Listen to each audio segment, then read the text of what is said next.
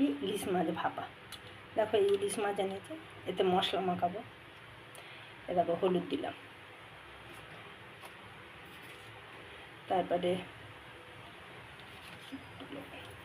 লবণ দিলাম, বিশেষ কিছু দেবো না। এবারে তেল দিলাম, তেলটা দিয়ে ভালো করে আগে মাখাবো।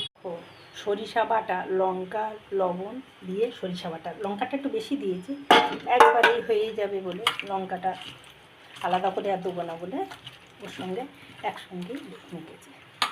আচ্ছা, এইভাবে মেখে 10 মিনিট রেখে দেবো, তারপর রান্না করবো। ভাপা করবো তো, তাই বাটির মধ্যে টিফিন কৌটোর মধ্যে আমি সাজিয়ে নিলাম, নিয়ে এইভাবে সাজিয়ে নিয়ে ঢাকা আটকিয়ে আমি সাজিয়ে নিলাম।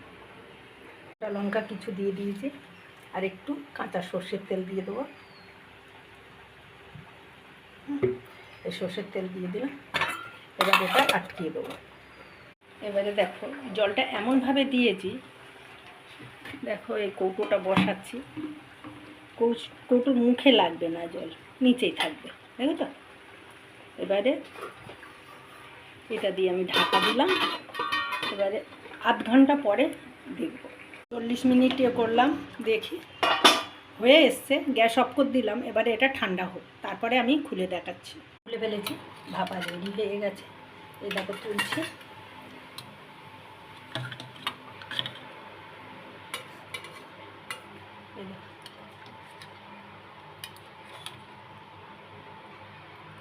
কেমন হয়েছে। এই দেখো পরিবেশনের জন্য রেডি হয়ে গেছে। বন্ধুরা, তোমাদের ভালো লাগলে লাইক, কমেন্ট, শেয়ার করো। ইউটিউব থেকে দেখলে কোনো নতুন বন্ধু, তাহলে সাবস্ক্রাইব করে দিও।